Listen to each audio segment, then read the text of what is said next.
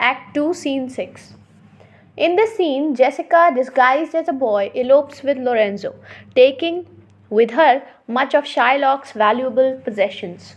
She is ashamed of her attire, even more so when she hears that Lorenzo wants her to be his torch bearer. At the end of the scene, Antonio informs Gratiano that there will be no mask, for the winds have turned favorable and Bassanio will set sail before the appointed time. Gratiano is glad, for there is nothing better he would like to do than to sail to Belmont. Scene 6, Venice, before Shylock's house. Enter Gratiano and Salarino masked. Gratiano. This is the penthouse under which Lorenzo desired us to make stand. Salarino. His hour is almost past. Gratiano. And it is marvel he outdwells his hour, for lovers ever run before the clock. Salarino. Oh, 10 times faster Venus's pigeon fly to see love's bonds new made than they are wont to keep obliged faith unforfeit.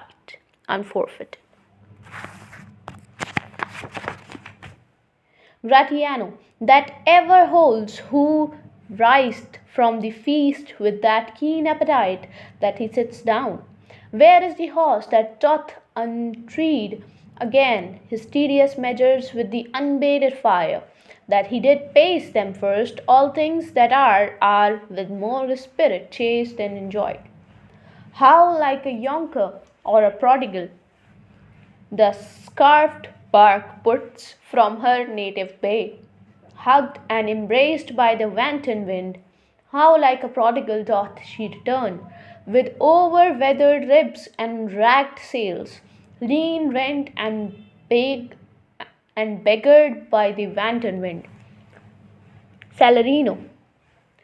Here comes Lorenzo, more of his hereafter. Enter Lorenzo. Lorenzo, sweet friends, your patience for my long abode. Not I, but my affairs have made you wait. When you shall please to play the thieves for wives, I'll watch as long for you then. Approach. Here dwells my father Jew. Ho, who's within? Enter Jessica, above in boy's clothes. Jessica. Who are you? Tell me for more certainty. I'll swear that I don't know your tongue. Lorenzo. Lorenzo and thy love.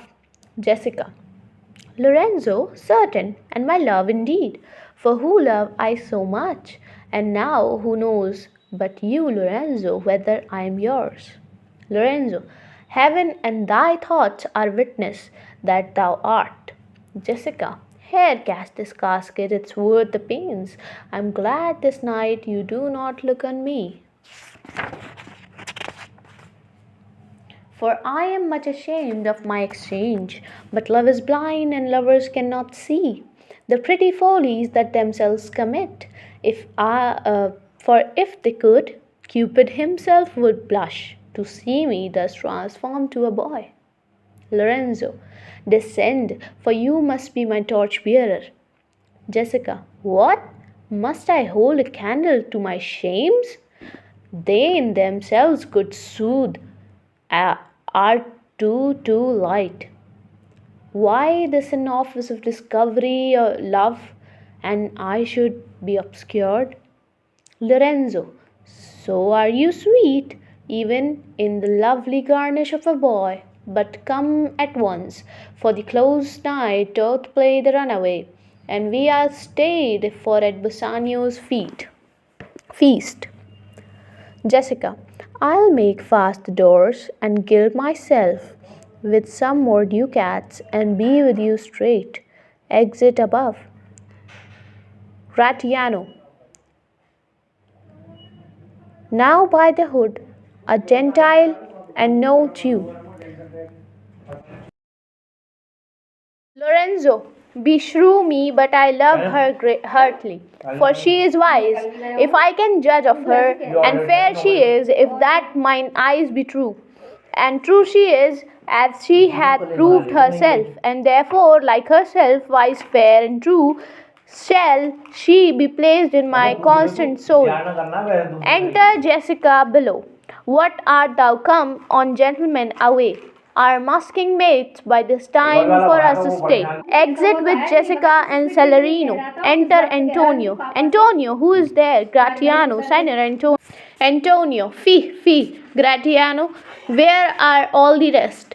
'Tis 9 o'clock, our friends all stay, for you no mask, no tonight. The wind is come about. Bassanio presently will go abroad. I have sent 20 out to seek for you. Gratiano, I am glad on't.